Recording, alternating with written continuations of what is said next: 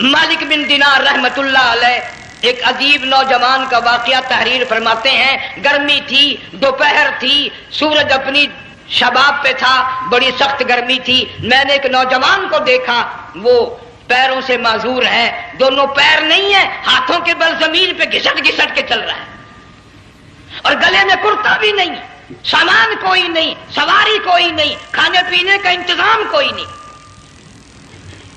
مالک بن دینار رحمت اللہ علیہ فرماتے ہیں میں نے اس نوجوان سے پوچھا کہ تو کہاں سے چلا اس حالت میں؟ کہنے لگا میں بلخ بخارے سے چلا ہوں. تجھے یوں ہی ہاتھوں کے بل گھسٹتے چلتے کتنا عرصہ گزر گیا؟ نوجوان کہنے لگا اللہ والے 7 برس ختم ہو کر 8واں لگ چکا ہے. اس حالت میں کہ جی ہاں اسی حالت میں. تیرا کھانا پینا؟ جوان کہنے لگا والذی هو یطعمنی ویسقین وَإِذَا مَرِضْتُ فَهُوَ يَشْفِينِ. اللہ ہی کھلاتا ہے، وہی پلاتا ہے، بیمار ہو جاتا ہوں وہی تندرستی عطا کرتا ہے. اور نوجوان دوپہر بڑی سخت ہے، گرمی بڑی سخت ہے، میرے یہاں دوپہر کو آرام کر لے، قیام کر لے، کچھ دیر ٹھہر جا، آج میرے یہاں قیام کر لے. نوجوان رونے لگا اور کہنے لگا مالک بن دینار یہ 2-4 منٹ جو تیری ساتھ باتوں میں میرے خرچ ہو گئے، مجھے ان کا ہی بڑا دکھ ہے. میں اور اپنی اس معذوری میں ہاتھوں کے بل 2-4 گز گھسٹ کر اور اپنے رب کے قریب ہو جاتا. یہ جو تیری ساتھ بات کرنے میں تھوڑا سا وقت خرچ ہو گیا، مجھے اس کا ہی بڑا دکھ ہے. ارے تو تھک گیا ہوگا. جوان کہتا ہے تیرے دیوانے مگر چلنے سے رک سکتے نہیں، تیرے دیوانے مگر چلنے سے رک سکتے نہیں، پاؤں تھک جاتے ہیں دل ان کے کبھی تھکتے نہیں. میرے سامنے تھکنے کا نام نہ لو، میرے دل میں عشق کی آگ جلی ہوئی ہے، سوز و گداز کا سمندر طوفان برپا کر رہا ہے. میں نہیں تھکنا جانتا، میرے یہاں نیند کا سوال نہیں، آرام کا سوال نہیں، میں تو گھسٹ گھسٹ کر رب کے دربار میں حاضر ہوا چاہتا ہوں. پوچھا کہ جا کہاں رہے ہو؟ کہنے لگا بیت اللہ کی زیارت کے لیے چلا، روز رسول اللہ صلی اللہ علیہ وسلم کی زیارت کے لیے چلا. کھانا پینا کچھ نہیں کہ نہیں، بس کہ منتظر ہوں اس گھڑی کا کہ کب وہ وقت آئے اور کم نہ جا کر یوں کہوں کہ اے مدینے کی مہاجر سبز گنبد کے مکی، اے مدینے کے مہاجر سبز گنبد کی مکی، عرش ہے تیرے قدم کے فیض سے یہ سرزمین. کب وہ وقت آئے، کب میں مدینے کی گلیوں کو دیکھوں، کب آب و ہوا کو دیکھوں، کب مدینے کی بہاروں کو دیکھوں، کب گنبد خضرا پہ میری نگاہ پڑے، میرے دل کی تسلی ہو جائے. عاشق لوگ یوں ہی کیا کرتے ہیں. دیہات کی ایک عورت آئی رسول اکرم صلی اللہ علیہ وسلم کی وفات شریف کے بعد اور آ کے کہنے لگی بہن عائشہ رضی اللہ تعالیٰ عنہا میں نے سنا ہے سرکار کی وفات شریف ہو گئی، کیا کہاں دفن کیا کہ اس حجرے میں؟ کہنے لگی مجھے دروازہ کھول کر قبر کی زیارت تو کرا دے. عورت ذات دیہات کی رہنے والی چوکھٹ پہ کھڑی ہو کے کہنے لگی آقا جب بھی آتی تھی زبان تیری ہوتی تھی، قرآن خدا کا سنتی تھی، مسائل پوچھتی تھی، زیارت کرتی تھی، اب یہ زندگی اچھی نہیں لگتی، میں تیرے قدموں میں مرنا چاہتی ہوں. علماء نے لکھا ہے ایک چیخ ماری چوکھٹ پہ گر کر جان دے دی. سبحان اللہ. مالک بن دینار رحمت اللہ علیہ فرماتے میں بھی اس سال حج کے لیے گیا، مینا میں میں نے دیکھا کہ بڑا مجمع لگا ہوا ہے ایک جگہ، تو میں بھی گیا کہ یہ لوگ کیوں اکٹھے ہیں. میں نے لوگوں میں سے جھانک کر دیکھا تو وہی نوجوان بیٹھا ہے جس کو میں نے دوپہر کے وقت دیکھا تھا. وہی حالت ہے، گلے میں کرتا نہیں، گٹھڑی نہیں، تھیلا نہیں، سامان نہیں، اور رو رو کے یوں کہتا مولا آج کسی نے دمبے کی قربانی دی، کسی نے بکری کی قربانی دی، کسی نے اونٹ کی قربانی دی، کسی نے گائے کی قربانی دی. میں فقیر ہوں، میں مسکین ہوں، میں بالکل مفلس اور نادار ہوں، میرے پاس تو یہ میری جان ہے، میں اس کی قربانی دیا چاہتا ہوں، قبول فرما. ہزاروں لاکھوں لوگوں کے سامنے ایک چیخ ماری اور مینا میں جان دے دی. اس اللہ والوں کا آخری وقت آتا ہے. ایک ہم لوگ مرتے ہیں ایکسیڈنٹوں میں، سڑکوں پہ، ادھر موت کا جھٹکا لگ رہا ہے، ادھر منہ میں کنجری کا گانا. ارشاد فرمایا مدنی کریم صلی اللہ تعالی علیہ وسلم نے سیاتی علی الناس زمان، اور لوگوں میری امت میں ایک وقت ایسا آئے گا لوگ اتنے برباد ہو جائیں گے، صبح کو آدمی مومن مسلمان ہوگا، شام کو موت آئی تو جنازہ کافر کا اٹھ رہا ہوگا. گھروں میں، محلوں میں آج موت آتی ہے، کنجری کا گانا منہ میں ہوتا ہے، ادھر دم نکل رہا ہے، ادھر کنجری کا گانا کانوں میں آواز آ رہی ہے، میت کو غسل دیا جا رہا ہے، کنجری کی آواز آ رہی ہے، جنازہ اٹھا کر لے جا رہے ہیں، کنجری کی آواز آ رہی ہے، قبر میں میت اتاری جا رہی ہے، کنجری کی آواز آ رہی ہے، قبر پہ مٹی ڈالی جا رہی ہے، کنجری کی آواز آ رہی ہے. اس ماحول میں، اس معاشرے میں ہم کس طرح ایمان اور یقین اور ایمان ساتھ لے کر مریں گے؟ ہزاروں نہیں، لاکھوں کو مرتے وقت کلمہ نصیب نہیں. قسم دے کر پوچھو، ماں مر رہی ہے کلمہ منہ سے نہ نکلا، باپ مر گیا منہ سے کلمہ نہیں نکلا، بیگم صاحبہ چل بسی منہ سے کلمہ نہیں نکلا. ہزاروں چلے گئے اور اپنے جانے کا پھر بھی یقین نہ آیا. تم نے کبھی سوچا تک نہیں، خیال تک نہیں کیا. ارشاد فرمایا مدنی کریم صلی اللہ تعالی علیہ وسلم نے لوگوں ابو ہریرہ رضی اللہ تعالیٰ عنہ سے پوچھا تو کیوں رویا؟ عرض کرنے لگا میرے آقا اتنی کمزوری کبھی نہ دیکھی، اتنی ضعیفی کبھی نہ دیکھی، اتنی ناتوانی کبھی نہیں دیکھی، چہرہ انور بالکل کمزور ہو گیا. آپ نے ٹھنڈا سانس لے کر فرمایا ابو ہریرہ تجھے معلوم نہیں موت بالکل قریب آ گئی، بالکل قریب آ گئی موت.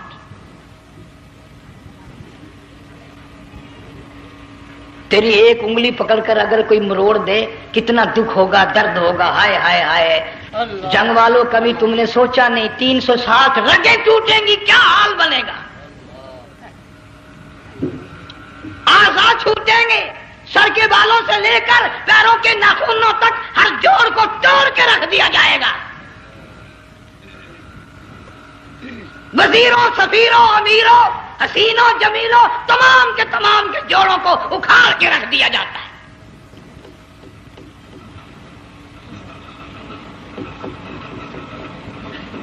پروگرام تک نہیں مرد عورتوں کا کہ یہ دنیا کسی کی نہ بنی، قبر میں آخر جانا ہی جانا ہے. کافی سارے عرصے کے بعد آپ کے شہر جھنگ میں حاضری کا اتفاق ہوا، اور اللہ جانتا ہے کہ اس وقت دل میں کتنا دکھ محسوس کر رہا ہوں. جب بھی جنگ میں حاضری ہوئی میرے دائیں یا بائیں مفتی عبدالحلیم رحمہ اللہ تشریف فرما ہوا کرتے تھے. آج سٹیج خالی ہے، آج وہ اللہ والا ہم میں نہیں. حضور کریم صلی اللہ علیہ وسلم نے ارشاد فرمایا علماء کا انتقال قیامت کا پیش خیمہ ہے. اللہ والوں کا دنیا سے اٹھ جانا گھنٹی ہے اس بات کی کہ قیامت آئی. پھر ایسا اللہ والا جو کبھی کسی کو لڑا کے راضی نہیں، کسی کو بھڑا کے راضی نہیں، پورے شہر کو ملا کر لے کے چلنے والا اللہ اور اس کے رسول کریم صلی اللہ علیہ وسلم کے صحیح راستے پہ لوگوں کو گامزن کرنے والا، آخری دم تک اسی کوشش میں، اسی سعی میں اور اللہ اللہ کرنے میں اور کرانے میں ساری زندگی گزار دی.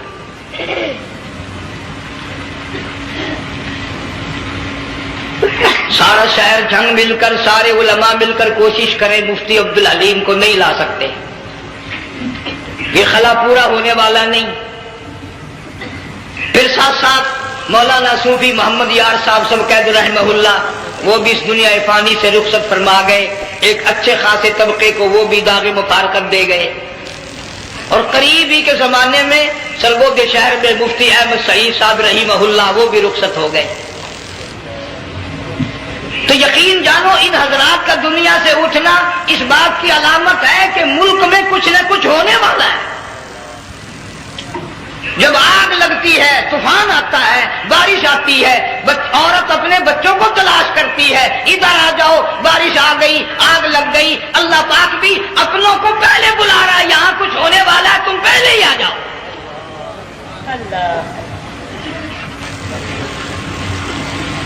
اور اس طرح اشارہ فرمایا وَكَمْ أَهْلَكْنَا قَبْلَهُمْ مِنَ الْقُرُونِ۔ اللہ فرماتے ہیں میری زمین پہ عداوت نہ کرو، فساد نہ مچاؤ، قتل نہ کرو، خون نہ بہاؤ، ناحق لوگوں کا خون نہ بہاؤ۔ اللہ پاک کی زمین ہر روز صبح کو عرض کرتی الہی لوگ مجھ پہ زنا کر کے چلتے ہیں، بدماشی کر کے چلتے ہیں، اجازت دے میں لقمہ بنا کر نگل جاؤں۔ مجھے اپنے اوپر ان کا چلنا پسند نہیں، مجھے اچھا نہیں لگتا، ہر روز آواز لگاتی ہے ظالمو، بدکارو، بدماشو، میرے اوپر دندناتے پھرتے ہو، ایک نہ ایک دن میرے اندر آؤ گے، تمہیں پتہ چل جائے گا کہ میں تم کو کتنا دشمن رکھتی تھی۔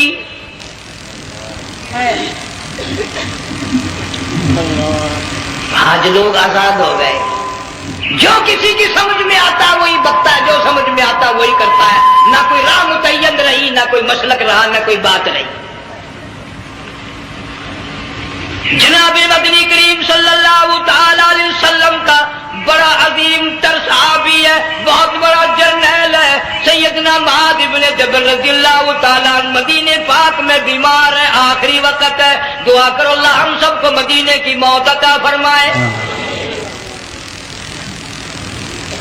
بہت جلیل القدر صحابی ہے، علماء کرام نے لکھا ہے کہ جب موت کا وقت بالکل قریب آیا، معاذ بن جبل رضی اللہ تعالی عنہ نے رونا شروع کر دیا، رونے لگ گئے۔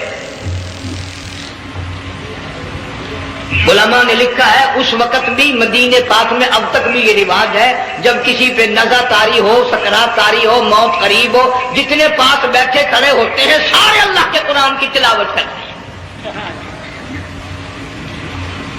صحابہ کرام آخری وقت میں قرآن مجید کی ہر وقت تلاوت کیا کرتے تھے، اس لیے حضور کریم صلی اللہ علیہ وسلم نے فرمایا قیامت کا دن ہوگا، اللہ پاک اعلان فرمائیں گے قرآن والے آگے آ جائیں۔ عرض کیا جائے گا قرآن والوں سے کون مراد ہے؟ اب تعالیٰ جل شانہ فرمائیں گے میں قرآن والا اس کو کہتا ہوں جو میرے قرآن سے عشق رکھتا تھا، پیار کرتا تھا، محبت کرتا تھا، اتنا پیار تھا آخری وقت تھا، ادھر موت کا جھٹکا لگا، ادھر میرا بندہ قرآن پڑھ رہا تھا، آج بھی اپنی قبر سے اٹھا، میرا قرآن پڑھتا ہوا اٹھا، تم میدان حشر کا چکر لگاؤ، آج بھی ان کے منہ سے کستوری کی خوشبو آ رہی ہے۔ معاذ بن جبل رضی اللہ تعالیٰ عنہ قرآن مجید کی تلاوت فرماتے فرماتے رونے لگ گئے۔ کسی صحابی نے کہہ دیا موت سے ڈر کے رو رہے ہو، موت سے ڈر گئے؟ فرمایا نہیں۔ پھر کیوں روئے؟ صحابی کہتا ہے میرے دل کی تمنا میرے دل میں رہی، میری آرزو پوری نہ ہو سکی، میری حسرت پوری نہ ہوئی، میرا ذوق پورا نہ ہوا، میرا شوق پورا نہ ہوا، میری تمنا تھی گرمی کا موسم ہو، رمضان کا مہینہ ہو، میں روزہ دار ہوں، جہاد فی سبیل اللہ ہو، کفر اسلام کا مقابلہ ہو، میں کئی کافروں کو قتل کر دیتا، پھر کافر بھی اکٹھے ہو کر مجھ پہ ٹوٹ پڑتے، میرا ناک کاٹ لیتے، میری زبان کاٹ لیتے، میں اللہ کی حضور میں جاتا، اللہ مجھ سے پوچھتا معاذ دنیا سے کیا لایا؟ میں عرض کرتا الہی بولوں کیسے، زبان بھی تیری نام پہ کچا کے آیا ہوں، روزہ رکھ کر آیا ہوں، نیت یہ ہے کہ تیرے محبوب کے حوض کوثر کے پانی سے روزہ افطار کروں گا۔ ان اللہ والوں کی یہ موت تھی۔ مالک بن دینار رحمت اللہ علیہ ایک عجیب نوجوان کا واقعہ تحریر فرماتے ہیں، گرمی تھی، دوپہر تھی، سورج اپنی شباب پہ تھا، بڑی سخت گرمی تھی، میں نے ایک نوجوان کو دیکھا، وہ پیروں سے معذور ہے، دونوں پیر نہیں ہیں، ہاتھوں کے بل زمین پہ گھسٹ گھسٹ کے چل رہا ہے، اور گلے میں کرتا بھی نہیں، سامان کوئی نہیں، سواری کوئی نہیں، کھانے پینے کا انتظام کوئی نہیں۔ مالک بن دینار رحمت اللہ علیہ فرماتے ہیں میں نے اس نوجوان سے پوچھا کہ تو کہاں سے چلا اس حالت میں؟ کہنے لگا میں بلخ بخارے سے چلا ہوں. تجھے یوں ہی ہاتھوں کے بل گھسٹتے چلتے کتنا عرصہ گزر گیا؟ نوجوان کہنے لگا اللہ والے 7 برس ختم ہو کر 8واں لگ چکا ہے. اللہ اکبر. اس حالت میں کہ جی ہاں اسی حالت میں تیرا کھانا پینا. جوان کہنے لگا والذی ہوا یطعمنی ویسقین وَإِذَا مَرِضْتُ فَهُوَ يَشْفِينِ. اللہ ہی کھلاتا ہے, وہی پلاتا ہے, بیمار ہو جاتا ہوں وہی تندرستی عطا کرتا ہے. اور نوجوان دوپہر بڑی سخت ہے, گرمی بڑی سخت ہے, میرے یہاں دوپہر کو آرام کر لے, قیام کر لے, کچھ دیر ٹھہر جا, آج میرے یہاں قیام کر لے. نوجوان رونے لگا اور کہنے لگا مالک بن دینار, یہ 2-4 منٹ جو تیری 7 باتوں میں میرے خرچ ہو گئے, مجھے ان کا ہی بڑا دکھ ہے. میں اور اپنی اس معذوری میں ہاتھوں کے بل 2-4 گز گھسٹ کر اور اپنے رب کے قریب ہو جاتا. سبحان اللہ. یہ جو تیری ساتھ بات کرنے میں تھوڑا سا وقت خرچ ہو گیا, مجھے اس کا ہی بڑا دکھ ہے. ارے تو تھک گیا ہوگا. جوان کہتا تیرے دیوانے مگر چلنے سے رک سکتے نہیں, تیرے دیوانے مگر چلنے سے رک سکتے نہیں, پاؤں تھک جاتے ہیں دل ان کے کبھی تھکتے نہیں. میرے سامنے تھکنے کا نام نہ لو, میرے دل میں عشق کی آگ جلی ہوئی ہے, سوز و گداز کا سمندر طوفان برپا کر رہا ہے. میں نہیں تھکنا جانتا, میرے یہاں نیند کا سوال نہیں, آرام کا سوال نہیں, میں تو گھسٹ گھسٹ کر رب کے دربار میں حاضر ہوا کرتا.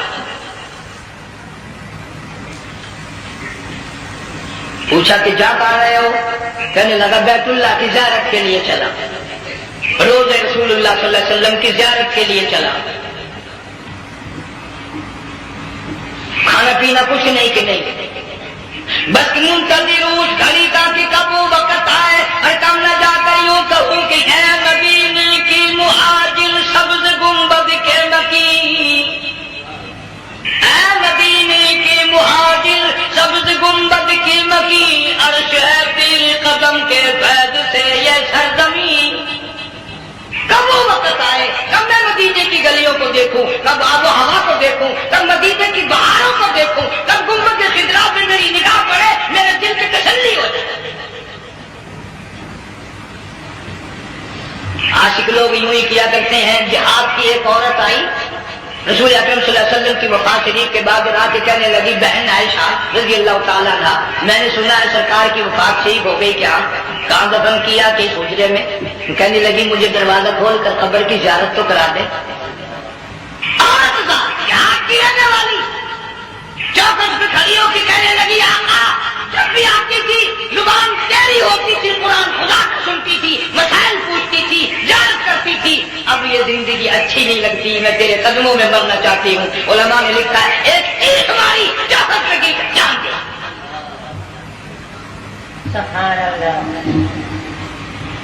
مالک بن دینار رحمۃ اللہ علیہ فرماتے میں بھی اس سال حج کے لیے گیا, مینا میں نے دیکھا کہ بڑا مجمع لگا ہوا ہے ایک جگہ, تو میں بھی گیا کہ یہ لوگ کیوں اکٹھے ہیں. میں نے لوگوں میں سے جھانک کر دیکھا تو وہی نوجوان بیٹھا ہے جس کو میں نے دوپہر کے وقت دیکھا. وہی حالت ہے, گلے میں کوٹا نہیں, گٹڑی نہیں, تھیلا نہیں, سامان نہیں, اور رو رو کے یوں کہتا مولا آج کسی نے دمبے کی قربانی دی, کسی نے بکری کی قربانی دی, کسی نے اونٹ کی قربانی دی, کسی نے گائے کی قربانی دی. میں فقیر ہوں, میں مسکین ہوں, میں بالکل مفلس اور نادار ہوں, میرے پاس تو یہ میری جان ہے, میں اس کی قربانی دیا چاہتا ہوں, قبول فرما. ہزاروں لاکھوں لوگوں کے سامنے ایک چیخ ماری اور مینا میں جان دے.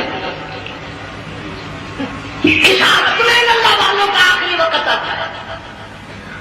دیکھ ہم لوگ مرتے ہیں ایکسیڈنٹوں میں, سڑکوں پہ, ادھر موت کا دھکا لگ رہا, ادھر منہ میں کنجری کا گانا. ارشاد فرمایا مدنی کریم صلی اللہ تعالی علیہ وسلم نے سیاتی الناس زمان, اور لوگوں میری امت میں ایک وقت ایسا آئے گا لوگ اتنے برباد ہو جائیں گے, صبح کو آدمی مومن مسلمان ہوگا, شام کو موت آئی تو جنازہ کافر کا اٹھ رہا ہوگا. اللہ اکبر اللہ اکبر. گھروں میں محلوں میں آج موت آتی ہے، کجری کا گانا منہ میں ہوتا ہے، ادھر دم نکل رہا ہے، ادھر کجری کا گانا کانوں میں آواز آ رہی ہے، میت کو غسل دیا جا رہا ہے، کجری کی آواز آ رہی ہے، جنازہ اٹھا کر لے جا رہے ہیں، کجری کی آواز آ رہی ہے، قبر میں میت اتاری جا رہی ہے، کجری کی آواز آ رہی ہے، قبر پہ مٹی ڈالی جا رہی ہے، کجری کی آواز آ رہی ہے. اس ماحول میں، اس معاشرے میں ہم کس طرح ایمان اور یقین اور ایمان ساتھ لے کر مریں؟ ہزاروں نہیں، لاکھوں کو مرتے وقت کلمہ نصیب نہیں. قسم دے کر پوچھو، ماں مر رہی ہے، کلمہ منہ سے نہ نکلا، باپ مر گیا منہ سے کلمہ نہیں نکلا، بیگم صاحبہ چل بسی منہ سے کلمہ نہیں نکلا. ہزاروں چلے گئے اور اپنے جانے کا پھر بھی یقین نہ آیا.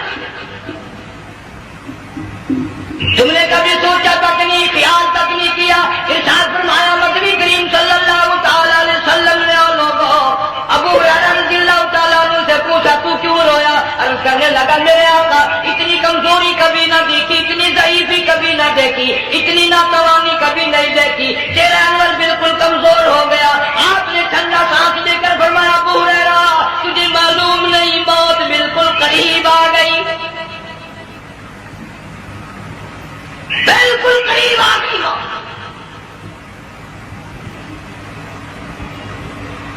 تیری ایک انگلی پکڑ کر اگر کوئی مروڑ دے کتنا دکھ ہوگا، درد ہوگا، ہائے ہائے ہائے. جنگ والوں کبھی تم نے سوچا نہیں 360 رگیں ٹوٹیں گی کیا حال بنے گا، آزاد چھوٹیں گے، سر کے بالوں سے لے کر پیروں کے ناخنوں تک ہر جوڑ کو توڑ کے رکھ دیا جائے گا. وزیروں، سفیروں، امیروں، حسینوں، جمیلوں، تمام کے تمام جوڑوں کو اکھاڑ کے رکھ دیا جاتا ہے.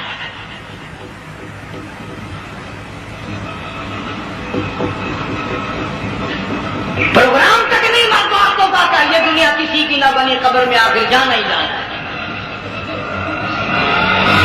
علماء کرام نے لکھا ہے کہ حضرت عیسیٰ علیہ السلام کے پاس لوگ آئے اور کہنے لگے نئی نئی قبروں سے مردے زندہ کر کے دکھاتے ہو، آؤ ہم ایک پرانی قبر پہ لے کے چلتے ہیں، مردہ زندہ کر کے دکھاؤ. عیسیٰ علیہ السلام تشریف لے گئے، فرمایا قم بإذن اللہ. ایک نوجوان زندہ ہو کر قبر سے نکل کر سامنے آ کر کھڑا ہو گیا. عیسیٰ علیہ السلام نے پوچھا تو کون ہے؟ وہ کہنے لگا میرا نام سام ہے، میں حضرت نوح علیہ السلام کا بیٹا ہوں. تو پیغمبر کا دماغ تو پیغمبر کا ہوتا ہے نا. فرمایا تجھے تو بڑا سا قبر میں گزر گیا، کتنے ہزار سال قبر میں گزر گئے؟ کہ جی ہاں. عیسیٰ علیہ السلام نے فرمایا یار ملاقات تو اللہ نے کرائی دی، قبر کا کچھ حال تو بتا کیا بنتی ہے، قبر کا کچھ ماحول بتا، قبر کی خبر بتا. علماء کرام نے لکھا وہ نوجوان رونے لگا اور کہنے لگا عیسیٰ علیہ السلام تو قبر کی خبر پوچھتا ہے، قبر کا حال پوچھتا ہے، قبر کا ماحول پوچھتا ہے، قبر کا معاملہ مجھ سے پوچھتے ہو، آپ مجھ سے پہلے یہ کیوں نہیں پوچھتے کہ موت کا جھٹکا کتنا شدید ہے؟ اللہ اللہ. نوجوان رو کے کہنے لگا عیسیٰ علیہ السلام کتنے ہزار سال میری موت کو گزر گئے، پر مالک کائنات کی قسم آج تک میرا منہ کڑوا ہے.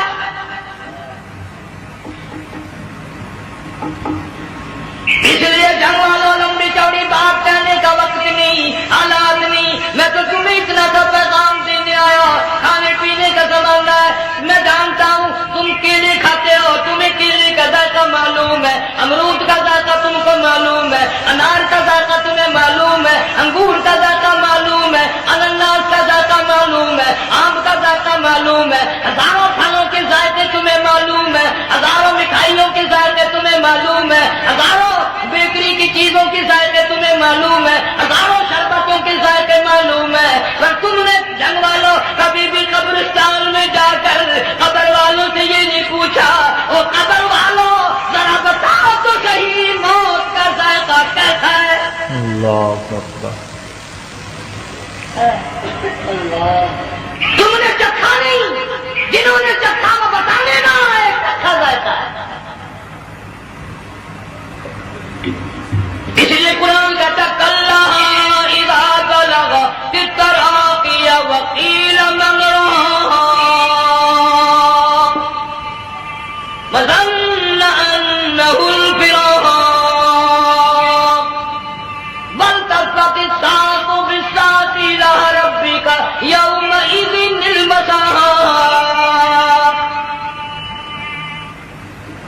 بادشاہ ہو، امیر ہو، وزیر ہو، فقیر ہو، غریب ہو، رگیں ٹوٹیں گی، موت آئے گی، اور جس کی آئی تمہیں معلوم نہیں کس طرح آئی، کس حال میں آئی۔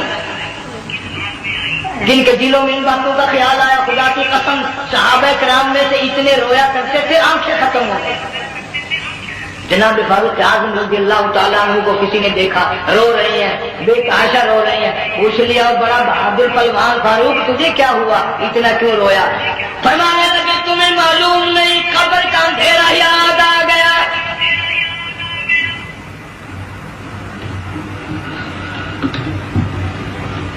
1,29,000 صحابہ کرام اس آخرت کے لیے قربانیاں دیتے آئے، اولاد کی قربانی دی، مال کی قربانی دی، جان کی قربانی دی، جو کرنا پڑا وہ کر گزرے، لیکن محمد عربی صلی اللہ علیہ وسلم کا دامن نہ چھوڑا۔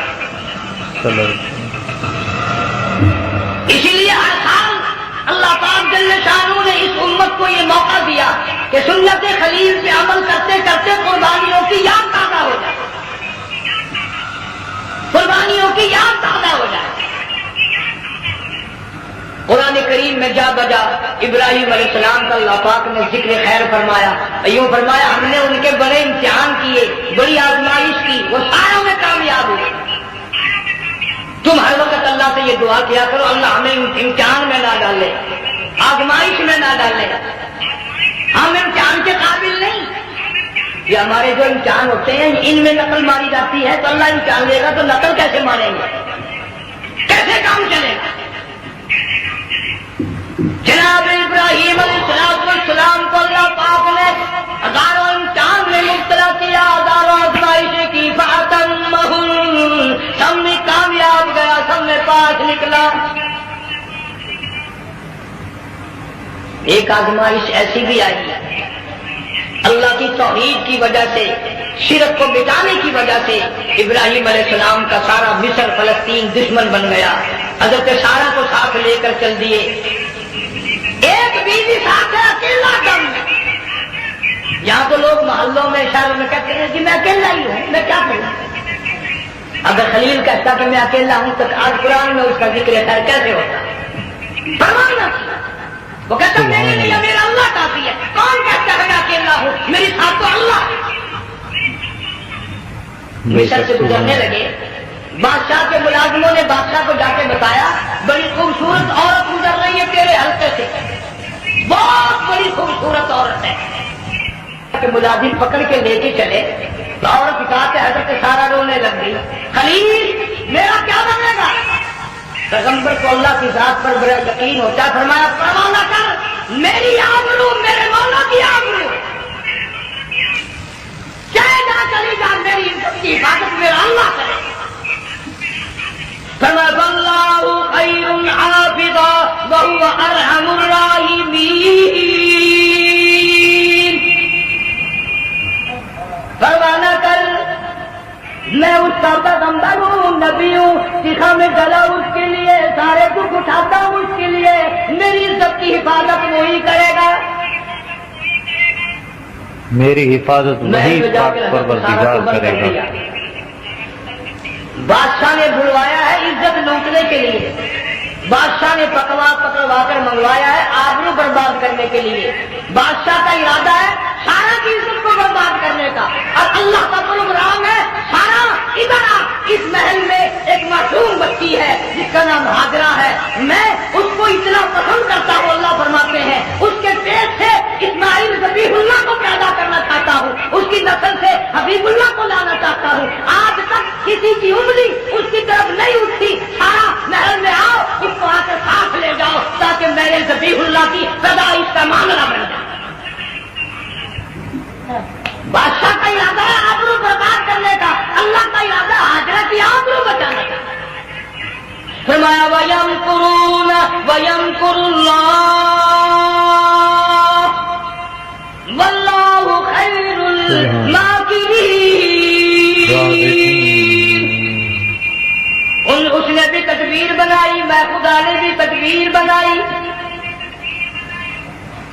بادشاہ آیا حضرت سارہ کے قریب برائی کا ارادہ کر کے، مفسرین نے لکھا ہے حضرت سارہ نے فرمایا مجھے 2 رکعت نماز پڑھنے دے، یہاں سے پتہ چلا کوئی پاک دامن عورت، کوئی نیک بیٹی اگر گنڈوں میں بدماشوں میں پھنس جائے، عزت بچانے کا طریقہ یہ ہے وضو کر کے اللہ کے سامنے نیت سوزان تیری عزت کے لیے وہ فرشتے بھیجے گا۔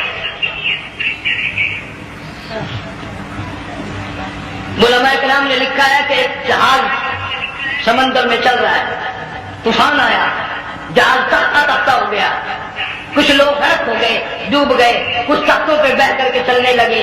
ایک عورت گود میں بچہ ہے، ایک حبشی نوجوان دوسرے تختے پہ بیٹھا ہوا جاتا ہے، اس نے عورت اکیلی دیکھ کر اپنا تختہ چھوڑ دیا اور بدماشی کے ارادے سے عورت کے تختے پہ آ بیٹھا۔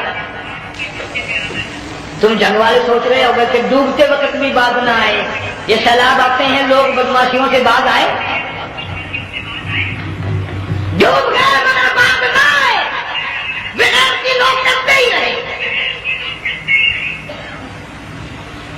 علماء کرام نے لکھا حبشی نوجوان نے عورت کا بچہ چھینا سمندر میں پھینک دیا،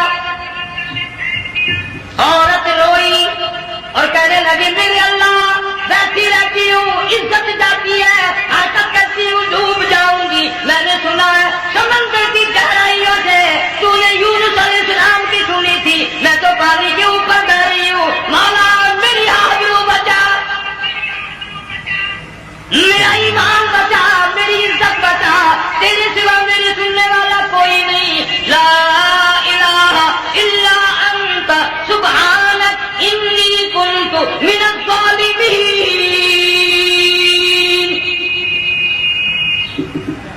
علماء نے لکھا ہے کہ ایک گردن سی نمودار ہوئی پانی میں سے اور حبشی نوجوان کو ایک ہی لقمہ بنا کر لے گئے۔ وہ تو ہر جگہ سنتا ہے، پکارنے والا بے بس بے کس ہو کر جب اس کو پکارتا ہے وہ ہر جگہ امداد پہنچاتا ہے، وہ ہے جو موجود ہر جگہ۔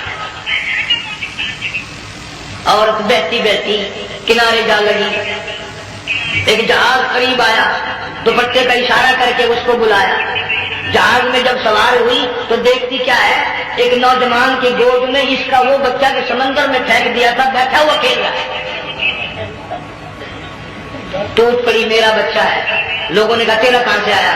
ماجرا سنایا، اس طرح ہوا۔ جہاز کے کپتان نے کہا ہم جہاز لے کر آ رہے تھے، غیب سے آواز آئی جہاز ادھر کو لے آؤ ورنہ دبا دیا جاؤ۔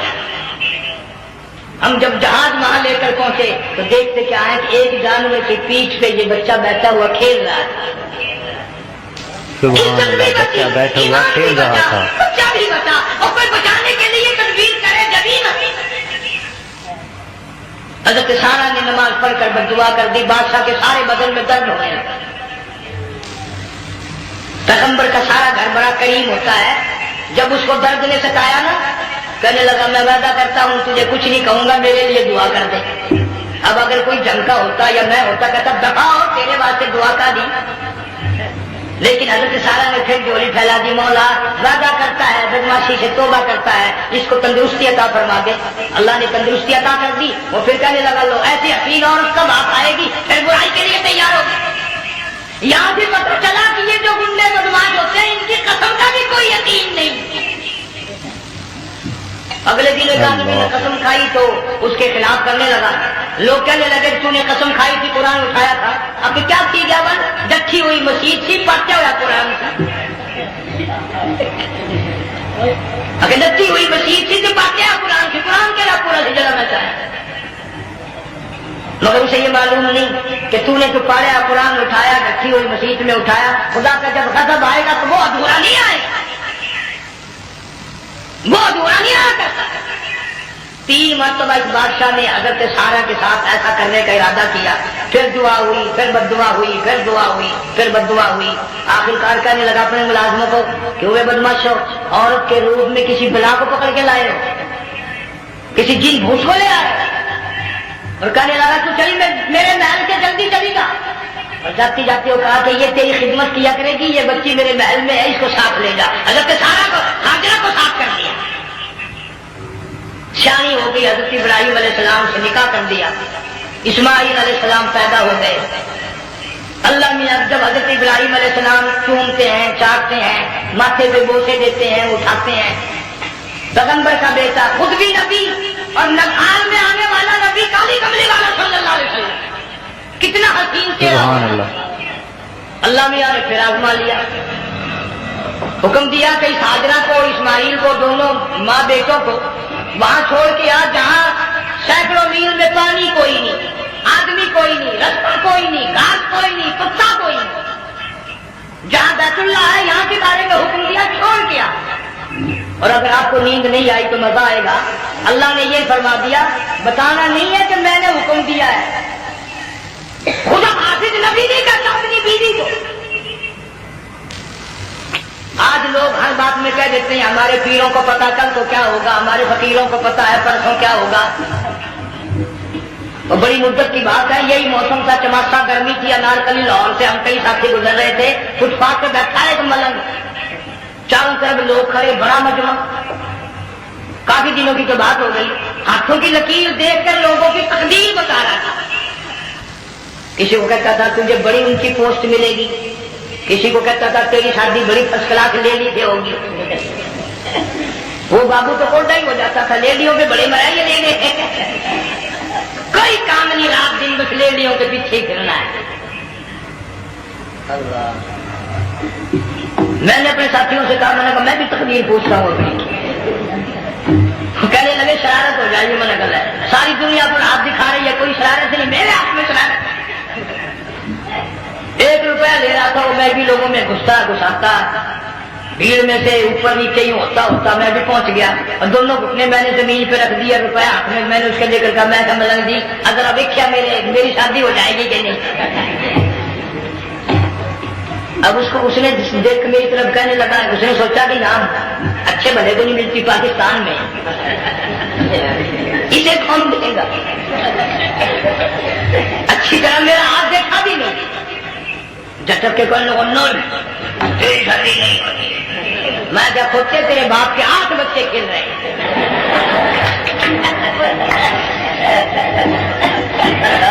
یوں ہی عقیدے بگڑ جاتے ہیں لوگ. ہمارے پیر کو پتا, فقیر کو پتا, کسی کو پتا نہیں ہے, کوئی نہیں جانتا. فرمایا وما تدری نفس ماذا تکسب غدا, کوئی نہیں جانتا کل کیا ہو جائے گا. وما تدری نفس بأي أرض تموت,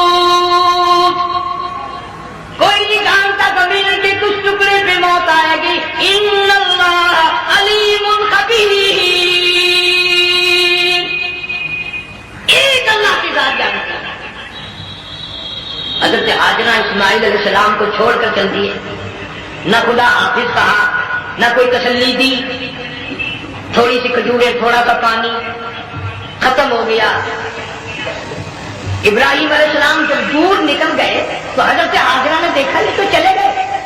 کھڑی ہو کر آواز دی, اے میرے ابراہیم. مڑ کر نہیں دیکھتے. جنگ والوں, اللہ کا پیغمبر اللہ کی اجازت کے بغیر اپنی بیوی کی طرف نہیں دیکھتا. اللہ کا پیغمبر اللہ کی اجازت کے بغیر اپنی بیوی کی طرف بھی نہیں دیکھتا. ایک تم ہو چٹی داڑھی, بڑے پا, کالے برقے والی نظر آ جائے نا, آگے بھاگ کر وہ بڑے میں آتے ہیں. کہاں جانا چاہتی ہیں آپ؟ تیری ماں لگتی ہے آپ تیری جائے, تجھے کیا ہوا؟ یہ کالے برقے پہ مرتے مرتے مرتے مرتے مری گئے. ایسا عجیب تماشا. وہ لاہور پلیٹ فارم پر پھر رہی تھی نا ایک لیڈی برقع اوڑے, آ گیا کہ لے گا. کہنے لگا سیون اپ لاؤ, نے کہا لے آ, نے کہا کام بن گیا. اور سیون اپ لے آیا. تھوڑی دیر کے بعد کہنے لگا میرے خیال میں گھنٹہ بھی ہو جائے. نے کہا لے آئے, نے کہا سبحان اللہ پکا کام ہو گیا. اور سیون اپ بھی پی لی, گھنٹہ بھی بکار گئی. تھوڑی دیر کے بعد کہنے لگا سیب لے آؤ. وہ لے ہی آیا سیب. کیا آپ کے لیے میں سیب لایا ہوں, آپ کھائیں. کہنے لگی نہیں آپ کھائیں. اس نے چوک ہو, میری بھی محبت ہو گئی ہے, سیب کھانے کے لیے مجھے بھی کہہ رہی ہے. جب اس نے اصرار کیا نا کہ میں تو تیرے لیے لایا ہوں, کھا تو صحیح. تو کہنے لگی کیسے کھاؤں, میرے منہ میں دانت ہی نہیں ہے. اب پتا چلا اس سے کہ چھپا سے میں تو پرانے پپی کے پیچھے چلا.